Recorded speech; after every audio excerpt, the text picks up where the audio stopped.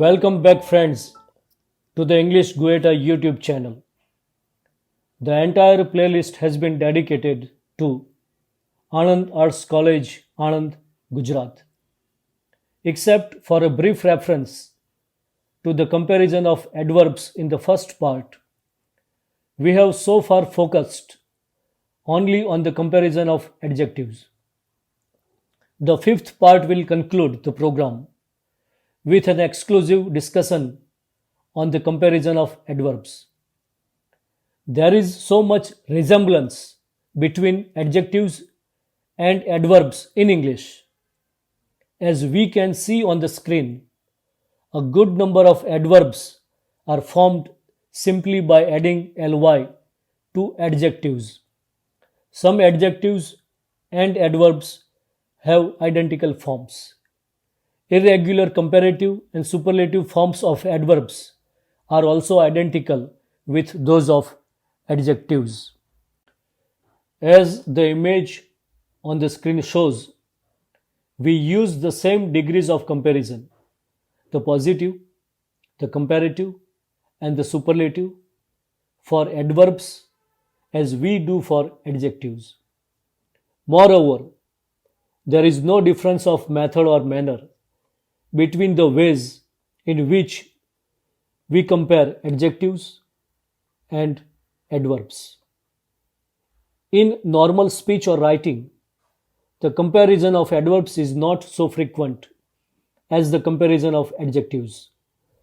The comparison of adverbs has often been overlooked in the English language classroom. I was initially hesitant to record this part, but I finally decided to do it because I wanted to offer a complete package on the degrees of comparison to the students of English. I have watched programs that make no distinction between the comparison of adjectives and that of adverbs.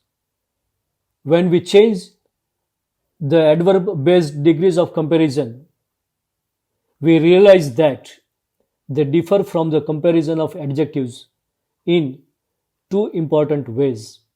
First, adjectives compare nouns, whereas adverbs compare actions. Second, adjectives use the linking verb be, whereas adverbs use action verb for making the comparison.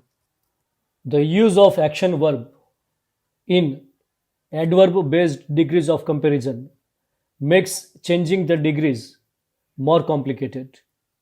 It requires a fairly good grounding in the use of tenses on the part of students. It is not possible to devise simple formulas to change the adverb based degrees of comparison because tense forms vary with the context. We will see how to change the degrees in adverb based comparisons. Let's begin with the positive degree. A word of explanation before we proceed further.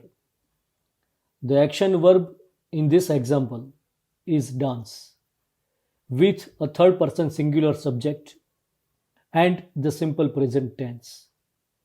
In the present case, did stands for danced.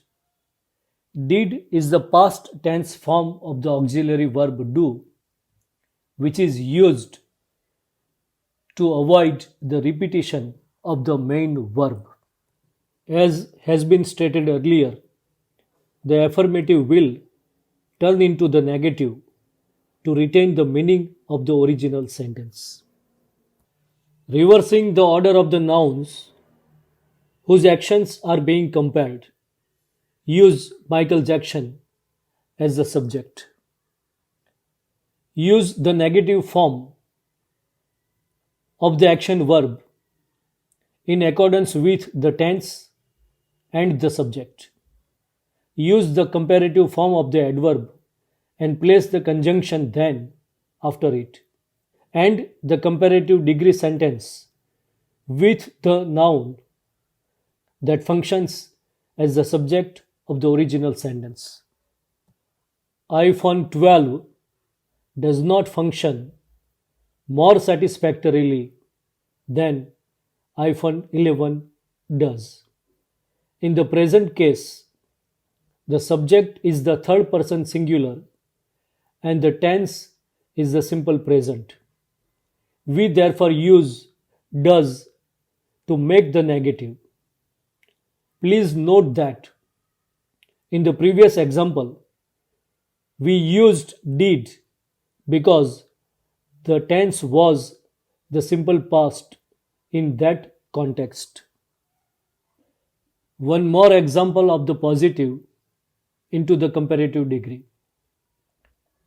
The native speakers speak English more fluently than we do. Please note that the original positive degree sentence is in form of a negative statement. We have changed it into the affirmative to retain the meaning of the original sentence. Moreover, the action verb speak is a transitive verb and takes English as its object.